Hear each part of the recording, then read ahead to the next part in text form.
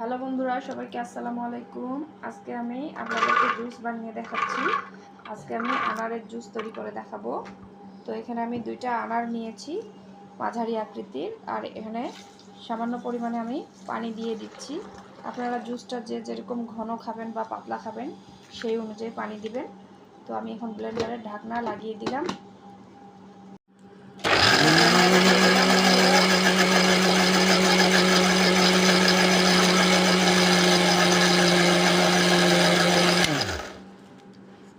সেকে দেখাচ্ছি কতটা সুন্দর হয়েছে, অনেক সুন্দর হয়েছে।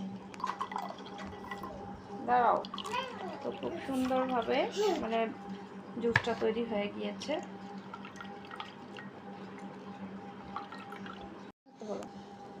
তো বন্ধুরা, রেডি হয়ে গেল জুস, আনারের জুস, খুব সুন্দর। তো আপনারা চাইলে এখানে চিনি মিশিয়েও খেতে পারেন। তো কেমন লাগলো আমার আজকের জুস? তো সবাই ভালো থাকবেন। আল্লাহ হাফেজ।